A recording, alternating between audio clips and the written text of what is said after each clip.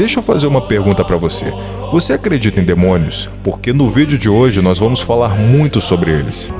Ele fez vocês à imagem dele, mas nós refizemos vocês à nossa imagem.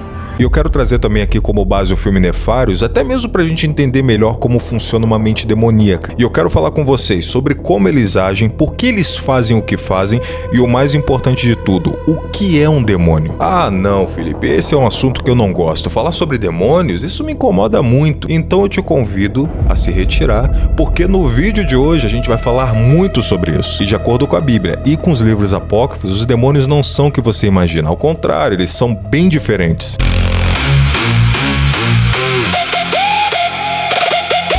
Primeiro eu quero falar sobre a entidade Nefários e o que esse demônio ele exerce no filme todo. No centro dessa história nós temos uma relação entre o psiquiatra James Martin e o condenado Edward Wayne Brady, o homem que simplesmente afirma estar possuído pelo demônio chamado Nefários. A princípio o Martin ele encara tudo de uma forma estritamente científica. Para ele, não existe possessão demoníaca. Ele acredita que tudo pode ser explicado pela psiquiatria. A missão dele ali é avaliar se aquele prisioneiro ele está apto mentalmente para ser executado. Só que à medida que a conversa ela avança, a situação ela muda completamente. E Nefários até mesmo demonstra conhecer detalhes íntimos da vida do psiquiatra que seria impossível descobrir por meios naturais. E em vez dele agir como alguém que quer tentar convencer Martin pela força, ele o conduz a um confronto com seus próprios pecados. E eu até mesmo falo sobre escolhas e crenças. E a cada pergunta respondida, o psiquiatra ele deixa de ser apenas o avaliador e passa a ser o verdadeiro avaliado. E é interessante que o grande conflito do filme ele não acontece através de violência física, mas através de um intenso duelo psicológico e espiritual. E enquanto o Martin ele tenta provar que tudo não passa de uma doença mental, Nefários ele insiste que o maior triunfo dos demônios é fazer a humanidade acreditar que eles não existem. Eu acho interessante que o filme ele constrói essa relação como uma espécie de jogo de xadrez, em que cada movimento aproxima o psiquiatra de uma decisão que pode até mesmo mudar completamente a sua vida. Nefários até mesmo ironiza a capacidade que o homem tem de se destruir sozinho e que o demônio ele simplesmente alimenta a ideia. O resto, o próprio ser humano ele executa com excelência, como Hiroshima e Nagasaki, Segunda Guerra Mundial e muitos outros eventos que mataram milhões de pessoas. O filme ele até mesmo nos faz ver que o demônio ele conhece melhor o ser humano do que o próprio ser humano. E isso é devido a eles serem seres mais antigos e eventualmente isso também torna eles seres mais inteligentes, fazendo até mesmo que as suas habilidades de controle e persuasão sejam mais eficazes e precisas. Então agora que nós já estamos familiarizados com o comportamento de um demônio com base no próprio Nefários, vamos falar agora sobre os pontos mais curiosos e importantes sobre eles. E se você quer um livro que fale bastante sobre demônios, eu recomendo você a Goétia de Salomão. Ali fala sobre como Salomão ele prendeu mais de 70 demônios. Primeiro vamos começar com a Bíblia. Eu quero aqui falar com vocês sobre alguns episódios que a Bíblia relata de pessoas que foram possuídas por demônios. Tem até mesmo o episódio do endemoniado de Gadareno. Esse homem ele tinha uma aparência assustadora, ele vivia entre os túmulos, ele até mesmo ele tinha uma força que era sobrenatural e por isso ninguém conseguia prender ele. Até que Jesus o repreende, pergunta o seu nome e isso gera aquela frase tão emblemática: meu nome é Legião, porque somos muitos. E também nesse mesmo episódio vem aquela questão tão famosa que os demônios eles pedem para Jesus jogar eles na manada de porcos porque eles não queriam ir pro inferno. E Jesus atende o pedido deles e os porcos eles se lançam da beira do precipício. Já lá no livro de Lucas, capítulo 8, verso 2, a Bíblia ela afirma que Jesus ele expulsou 7 demônios de Maria Madalena. Para quem não lembra quem é Maria Madalena, é aquela mulher que ia ser apedrejada e Jesus a salva. E lá em Marcos capítulo 9, do verso 14 ao 29, é falado de um pai que leva o seu filho a Jesus porque o demônio ele lançava o rapaz no fogo, lançava ele na água, fazia de tudo para destruir ele. E Jesus expulsa aquele demônio e ensina os discípulos o poder da fé e da oração. Já em Mateus capítulo 15, do verso 21 ao 28, é falado sobre a filha da mulher cananeia. A filha dessa mulher ela estava gravemente atormentada por um demônio, mas a persistência e a fé da mãe levam a Jesus a libertar a menina mesmo à distância. Lá em Atos capítulo 16, do verso 16 ao verso 18, o apóstolo Paulo ele expulsa um espírito de adivinhação de uma jovem. E essa escrava ela era usada pelos seus donos para fazer previsões e isso gerar lucro, dinheiro para eles. O episódio ali na verdade ele quer mostrar que nem todo poder sobrenatural ele vem do divino. Você fez isso? Faz de novo. Na hora certa. Não, agora. Na hora certa. Tem também um outro episódio que acontece no livro de Atos, no capítulo 19, que seria sobre os 7 filhos de Seva. E é interessante que nessa história, um grupo de homens, eles tentam expulsar um demônio em nome de Cristo, só que o demônio ele não sai. O demônio ainda zomba da cara deles e fala o seguinte: conheço a Jesus e sei quem é Paulo, mas quem é vocês? E depois de falar isso, arrebenta todos eles na porrada. Aqui o episódio ele destaca que a autoridade espiritual, ela só vem do relacionamento genuíno com Cristo. E também tem uma questão que a Bíblia fala que eu acho bastante interessante e muita gente confunde, que seria uma pessoa endemoniada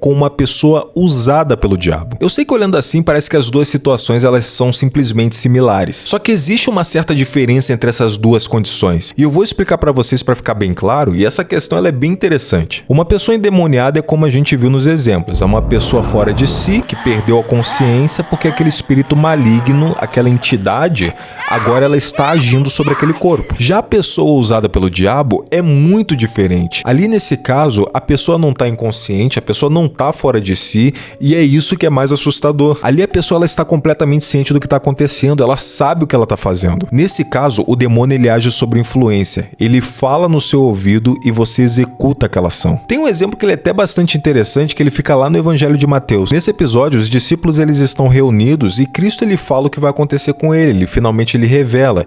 Ele fala que ele vai ser entregue aos homens, ele fala que ele vai até mesmo perder a sua vida. Só que o que acontece ali? Pedro, ele do nada, ele começa a repreender, ele começa a indagar ali a Cristo. E ele fala: não, mestre, o senhor não vai morrer não. Tipo como se estivesse dando uma bronca. Não, o senhor não vai morrer, não fala isso não. E a Bíblia diz que na mesma hora Jesus repreende a Pedro e diz: arreda-te de mim, Satanás, porque para mim tu és pedra de tropeço, porque pensa somente nas coisas dos homens e não nas coisas de Deus. E o problema aqui é que as pessoas elas ficam com pena de Pedro. Elas até falam: pô, Jesus foi tão duro com Pedro. Só que, pessoal, vocês têm que entender uma coisa. O que Pedro estava fazendo ali era gravíssimo. Ele estava simplesmente colocando dúvida no coração de Cristo. Jesus deixa bem claro, explica que aquilo tinha que acontecer, que era o plano da salvação, e mesmo assim Pedro ele levanta aquela comoção. Pessoal, só para deixar bem claro, eu não tô tentando evangelizar vocês não, tá? Eu não sou pastor nem nada disso. É que eu gosto desse tipo de assunto. Eu acho fascinante falar sobre questões como essa, mundo espiritual, demônios. Então por isso que eu também tô trazendo aqui bastante a Bíblia. Porque não adianta, a Bíblia e outros livros também antigos, eles falam também sobre essa questão, mas você vai encontrar mais, a própria Bíblia e mais ainda nos livros apócrifos. E pessoal, assim, a Bíblia ela não fala sobre a origem dos demônios e tão pouco que eles são anjos caídos. Ah, Felipe, então se anjo caído não é demônio, onde é que eles estão? Segundo a Bíblia e os apócrifos, eles estão presos aguardando o dia do juízo final. Ah, deixa eu falar pra vocês, anjo caído não é demônio, só que eles têm uma grande relação com eles. Agora eu quero trazer a visão vinda do livro de Enoque, que seria um livro apócrifo. Primeiramente, deixa eu falar para vocês o que seriam esses livros apócrifos. Antes da Bíblia ser constituída como o livro que a gente conhece hoje, ela passou por uma espécie de concílio. Concílio esse que se chamava Concílio de Nicéia. E foi nesse concílio que foi decidido quais livros iriam entrar no canon da Bíblia e quais livros iriam ficar de fora. E por algum motivo eles acharam que tinham livros que não deveriam entrar no canon bíblico. E o próprio Vaticano, ele tem todos os livros apócrifos. E na minha opinião, faz muito mais sentido, a Bíblia ela faz muito mais sentido quando você associa com os livros apócrifos. Parece que monta o quebra-cabeça. Dito isso, vamos lá, vamos entender o que é um demônio. Agora presta bem atenção na história, pessoal. No livro de Enoque é falado de uma era em que seres celestiais eles descem à terra a mando de Deus para poder cuidar dos homens.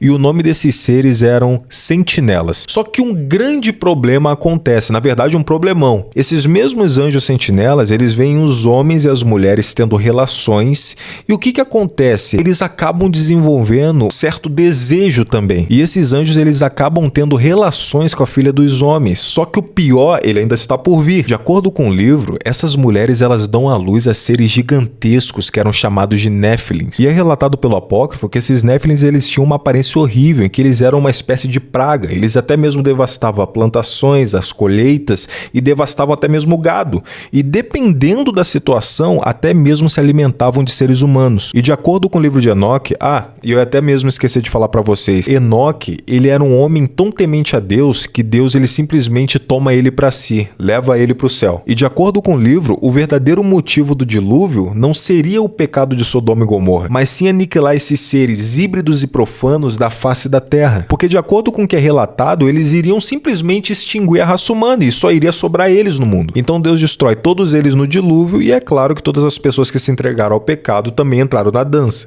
Felipe, mas a Bíblia ela fala sobre gigantes? Pior que fala. Lá em Gênesis é falada a seguinte frase: e naquela época existia gigantes na terra. Eu acho também muito interessante que o apócrifo ele fala que os gigantes, esses Néfilins, eles começam a ter sonhos aterrorizantes sobre o dilúvio, que eles são afogados e destruídos pelas águas e nenhum deles consegue se salvar. Tem até um desses gigantes que se chama Mahuei e ele vai até Enoque e pede para Enoque interpretar os sonhos que ele estava tendo. E ele fala que devido a esses sonhos ele não conseguia nem mesmo dormir. E Enoque fala para ele: olha, querido, esse sonho significa que vocês vão ser destruídos pelo dilúvio mandado por Deus. Felipe, mas o que tudo isso tem a ver com a origem dos demônios, como eles foram criados? Agora a gente vai chegar lá. Quando acontece o dilúvio, tudo se concretiza. Os gigantes eles são mortos pela quantidade enorme de água que vem tanto de baixo quanto de cima. Como todos nós sabemos, nós seres humanos somos compostos de corpo, alma e espírito. Pelo menos é o que a Bíblia ensina. A carne ela volta para o pó, do pó viemos, para o pó voltaremos. A alma, que é praticamente a energia do corpo, sem a alma o corpo não tem vida. E a alma é o que realmente nós somos. E a Bíblia ela diz que a alma ela vai para o destino de acordo do que nós fizemos em vida. Já o espírito, ele é a voz da consciência. Aquela voz que está sempre te alertando, está sempre te falando para não fazer algo de errado. Já viu quando você faz algo de errado e fica toda hora uma voz martelando na sua cabeça? Você fez aquilo, é errado, é errado. Aí muita gente fala, é a sua consciência. Essa voz da consciência é o espírito. E é aí que está a questão. De acordo com a Bíblia, o corpo ele pertence à terra, a alma é você mesmo e o espírito ele pertence a Deus.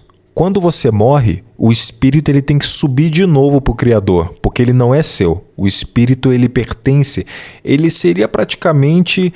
Eu não sei se dá para dizer que seria uma espécie de pedaço de Deus, mas eu sei que o espírito ele tá com Deus, ele pertence a Deus. Quando os Néfilins eles morrem, o espírito deles ele sobe, só que Deus ele rejeita. Ele não aceita esse espírito, porque para Deus é algo imundo, é algo profano. Ele não sobe para Deus como é o normal para acontecer.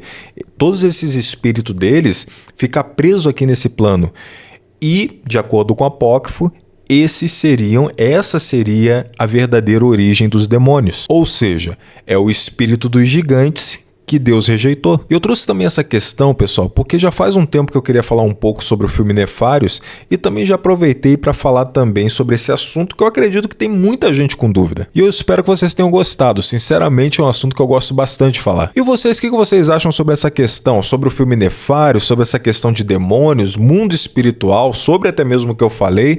Por favor, deixa nos comentários, eu gostaria muito de saber. Meus caros amantes do cinema, estamos ficando por aqui com mais um Clube da Análise. Muito obrigado pela sua atenção. Não se esqueça, temos vídeo toda a semana e até a próxima.